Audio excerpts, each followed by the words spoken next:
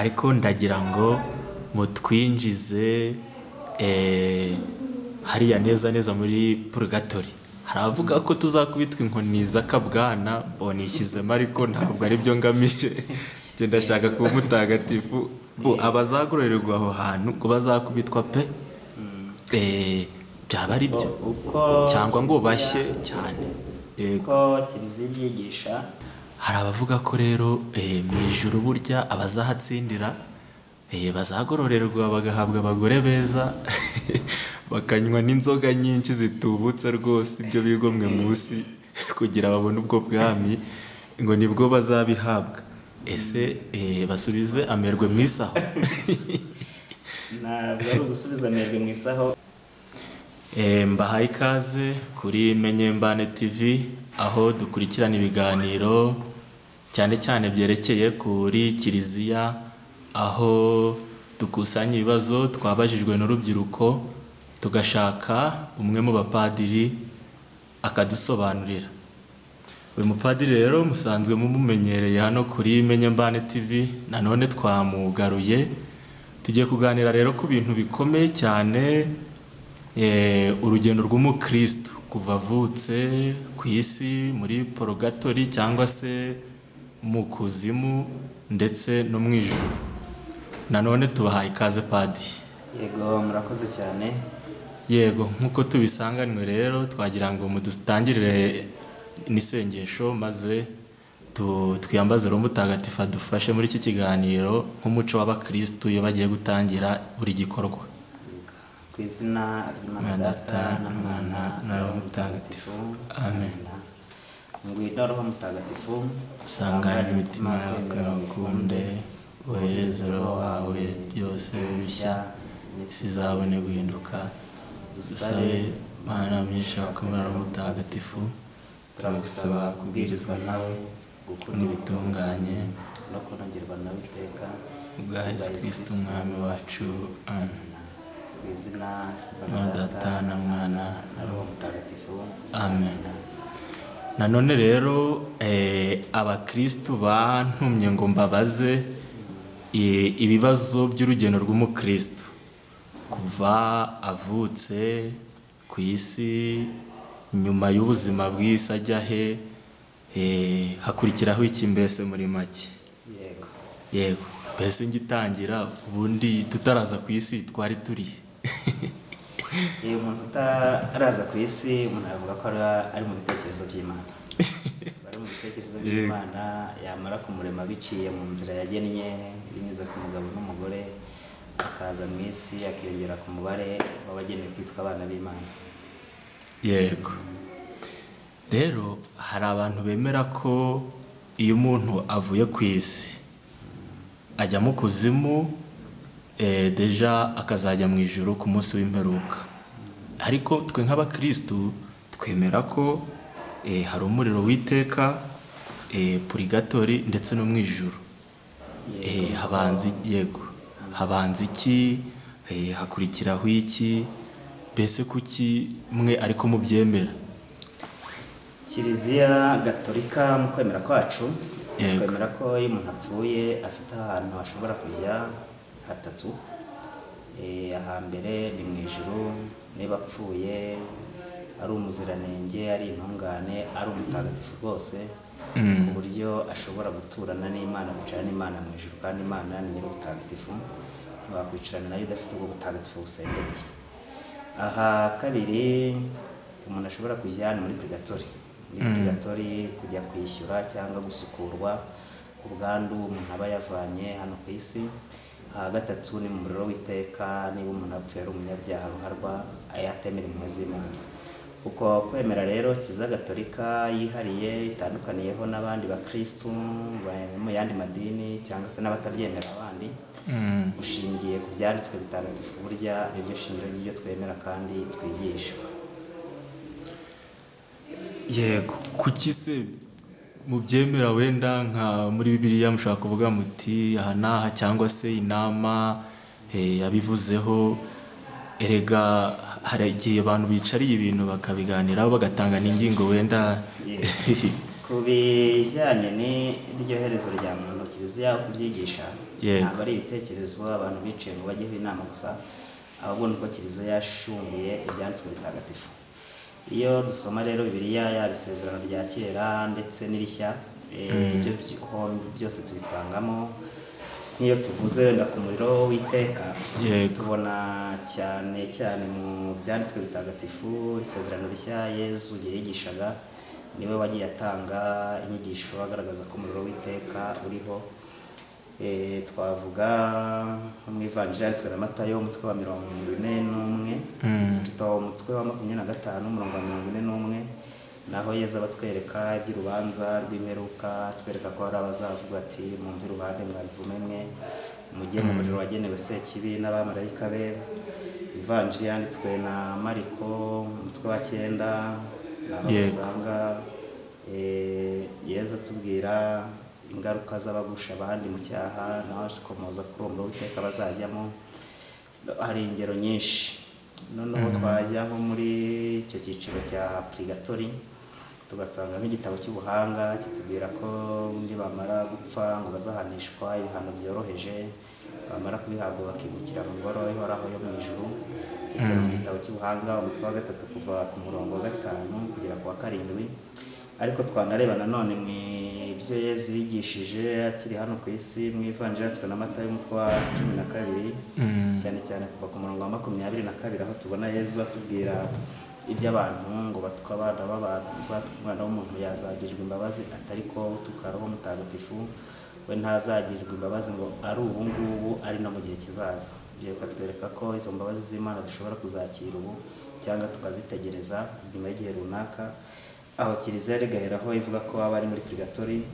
Ariko mu gitabo ko mu ibaruwa ya mbere Pawulo umwandikiye Abajyakorenti umutwe wa 3 umurongo wa 15, naho tugasanga avuga ati turi mu kibanza kimwe dukoramo imirimo itandukanye, tuzubakamo, hari ubakisha zahabu, feza, ibikenyeri, ibishwangara. Batwereka ko nyuma uwo murimo ngo nusuzumwa n'umuriro, hari ngo nyir'umurimo uzakongoka nta gihembo azabona, mu cyo ukora we azakira nubwo bizamera nk'urokotse umuriro. Tukabona ko hagati yo gupfa no kugera mu ijuru hari uwo mwanya ubaho kugira ibyo umuntu anyura bitewe nuko hari ibyo atatunganyije hano ku isi. Ariko twanasubira nko mu isezerano rya kera, igitabo cya 2 cy'Abamakabe umutwe wa 12, aho batubwira kiriya gitambo baturiye abantu baguye ku rugamba, bakatubwira bati iyaba batari bemera ko izuka ry'abapfuye ririho, ko gutura igitambo basabira abapfuye byari kuba ari amanja. Ko nako rero ko kwemera kuva mu isezerano rya kera kwamye kuriho ndetse no mu isezerano rishya. Twagera ku bijyanye n'ijuru byo Bibiliya ibitindaho kenshi cyane. Dusuhereye mu isezerano rya kera, igitabo cy'ubuhanga umutwe wa 3 uhereye ku murongo wa 1, n'abatubwira ati roho ziri ntungane ziri mu biganza by'Imana kandi nta kitotezo kizongera kuzigeraho.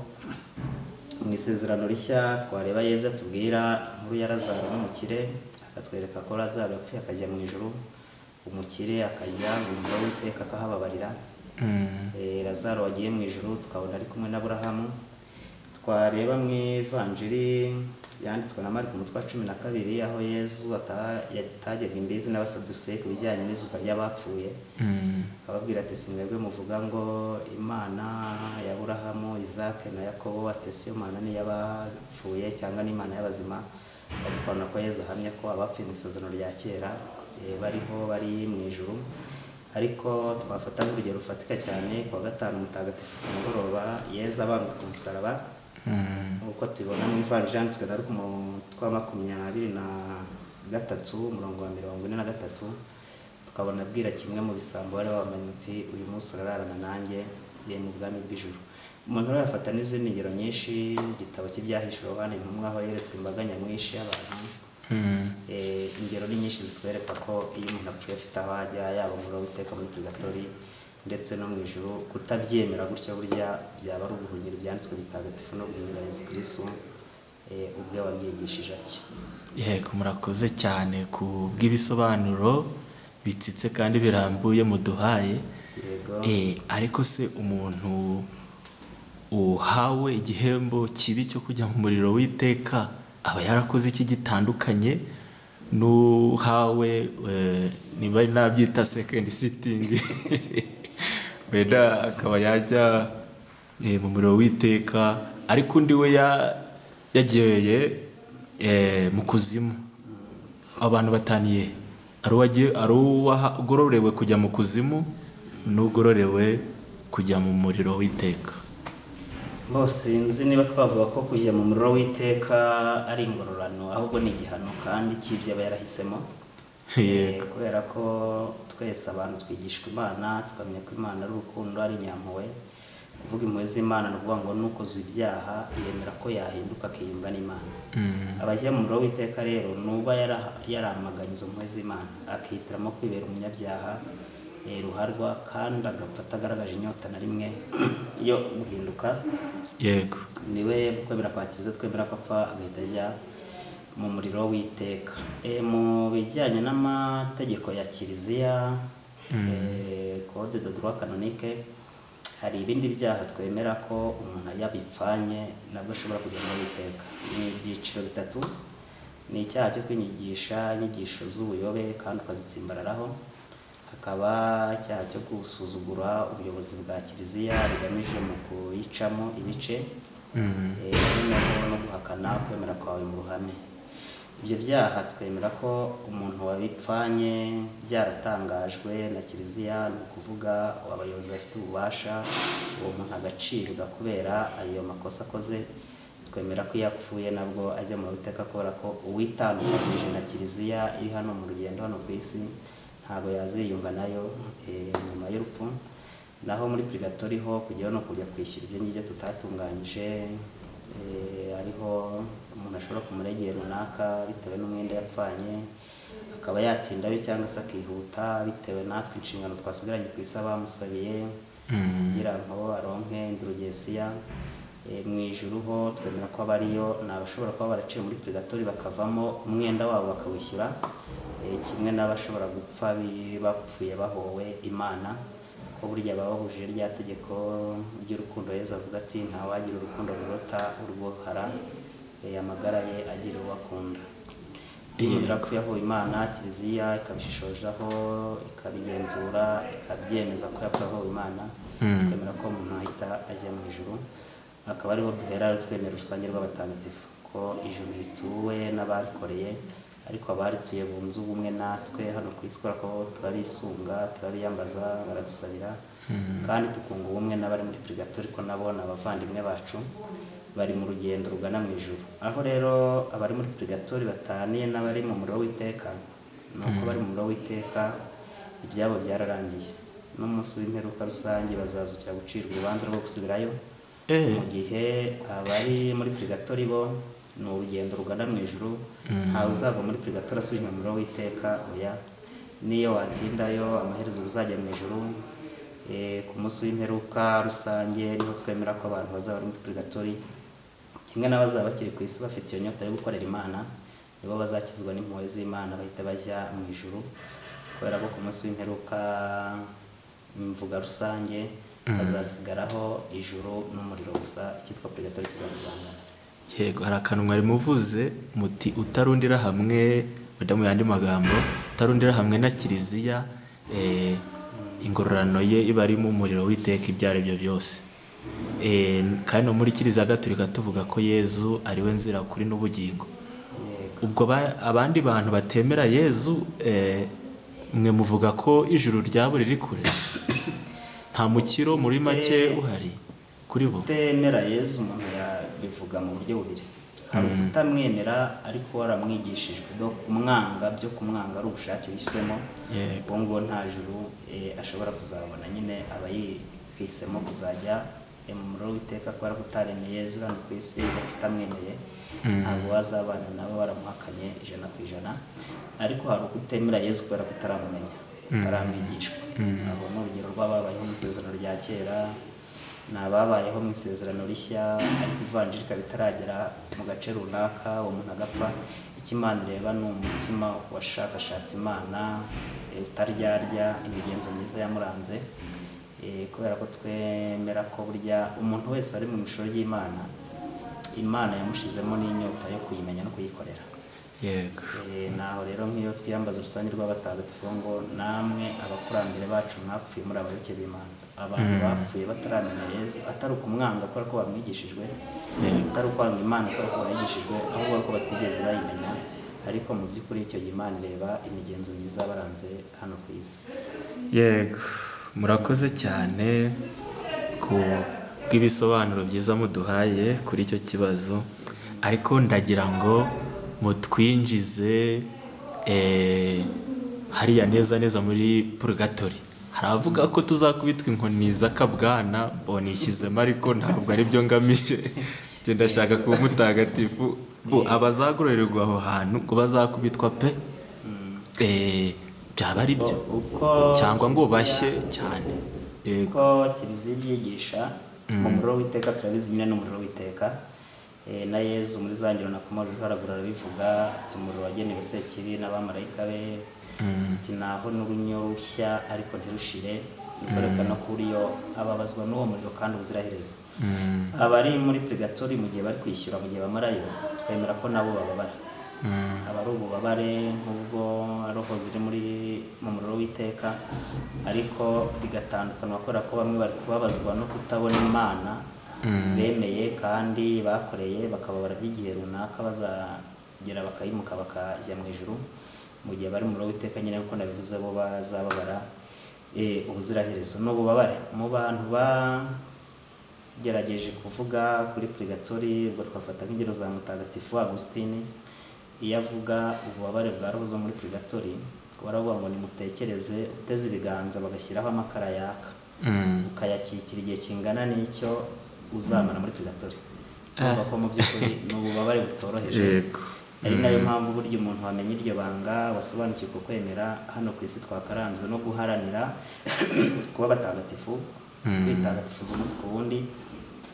Ariko noneho n'abacu bapfuye bari muri purgatori, tukihatira twebwe abasigaye kubasabira dushizeho umwete, kugira ngo igihe bazamarayo muri ubwo bubabare kigabanuke, bimuke bajye mu ngoro yo mu ijuru, gusangira na Nyagasani Yezu Kristu ikuzo yatugeneye. Yego murakoze cyane pe. None se ijuru ribahe? Ijuru ni mu kirere mbese ribahe? Iyo bavuze ngo mu ijuru abenshi tureba mu kirere, niho juru koko? Abahanga mu bya teolojiya ntabwo bagaragaza ko ijuru ari ahantu umuntu yajya gusura ngo habone agaruke. Abenshi bahuriza ku kuba ijuru ari ukuntu uko roho y'umuntu ibaho. Ko roho ubwayo nayo iba mu ijuru. Roho ni ikintu kidafatika. Yego. Ni kimwe n'abamarayika, ni kimwe iyo roho rero idafatika ntabwo nayo yajya gutura ahantu hafatika ngo mbe nagenda nkomanga muvugishe ngaruke. Ni ukuntu niko umuntu yavuga, sinzi rero ijambo ryumvikana neza mu Kinyarwanda, ariko ni ubwo buryo umuntu abivuga muri makeya. Kuvuga rero ngo iyo bavuze mu ijuru turararama, ni imvugo isa n'ishushanyije, ni nayo yakoreshejwe muri Bibiliya. Banatubwira ko Yezu Kristu ubwe kuri Asensiyo ngo yazamuwe mu ijuru, abamarayika baza kubaza bari bamuhanze amaso ngo muhanze amaso mu ijuru mureba iki? Ati uko mumubonye niko azamuka, niko muzamubona agaruka. Nkeka ko ari aho duhera hari dutekereza ko ijuru ari mu kirere, ariko ntabwo nzi ngo ni muri kilometero zingahe uvuye no kujyayo. Ijuru ni ukuntu roho zizabaho z'abapfuye. Ko no ku munsi w'imperuka tuvuga ko tuzazuka tugasurana imibiri yacu, azaba nayo ari imibiri iteye ukuntu itandukanye no kuduteye, ari imibiri yuje ikuzo. Kugira ngo byumvikane neza, twafata urugero rw'umubiri wa Yezu yari amaze kuzuka. Abantu bamubonaga adasanzwe ameze uko yari ari, bamwe bakabanza kumwitiranya, ubundi bakaba bari mu nzu bakabona bahingutse hagati, ageze aho ngaho ataragikeneye gukomanga ngo ace mu muryango yinjire yongere asohoke. Umubiri wuje ikuzo tuzahabwa ku munsi w'izuka, ku munsi w'imperuka rusange n'ubu ngubu. Yego murakoze. Nanone abadukurikirana mu rubuga rwacu batugezaho ibibazo byinshi, ariko mu nyemerere nsoreze kuri iki ngiye kubabaza. Hari abavuga ko rero mu ijuru burya abazahatsindira bazagororerwa bagahabwa abagore beza bakanywa n'inzoga nyinshi zitubutse rwose ibyo bigomwe munsi kugira babone ubwo bwami ngo nibwo bazabihabwa. Ese basubize amerwe mu isaho?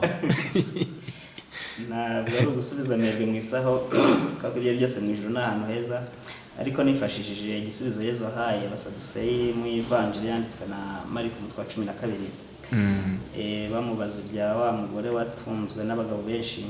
Yezu yavuze ko mu ijuru nta bibazo by'abagore n'abagabo bizaba biriyo, ati ahubwo bazaba bari bazameze nk'abamarayika.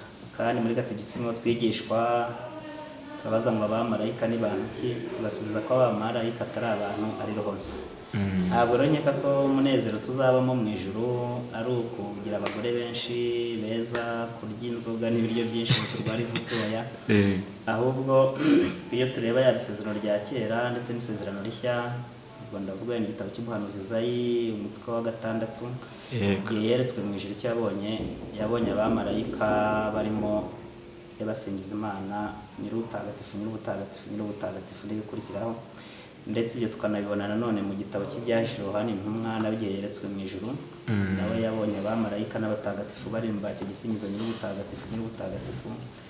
Nkeka ko natwe rero abazagororerwa ijuru abarikorera, icyo tuzajya gukora mu ijuru ni uko kubaho turamya Imana, turangamiye ubwiza bwayo, tutaretsa tuyisingiza muri icyo gisingizo cyiza nyir'ubutagatifu, dukunda no gusubiramo dusogongera kuri ibyo byiza by'ijuru muri gitambo cy'Eucharistia, tukifatanya n'abamarayika n'abatagatifu tukaririmba icyo gisingizo. Nkeka ko ari icyo ngicyo nicyo ibyanditswe bitagatifu bitwereka, nicyo inyigisho za Kiliziya kuva kera na kare zitwereka. Ntabwo icyo cy'abagabo n'abagore n'ibiryo n'inzoga divayi n'ibindi ntabwo ari byo tubona tuzabamo mu ijuru. Urakoze cyane. Twagira ngo niba hari ijambo twaba tubaniganiye wenda mukaba mwarivuga noneho mukadusoreza muduha umugisha.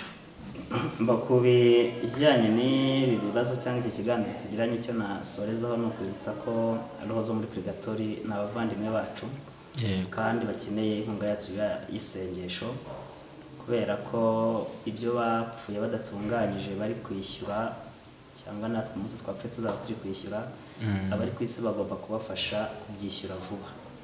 Ibyo rero hari ibikorwa Kiliziya idutoza gukora dusabira abacu bapfuye.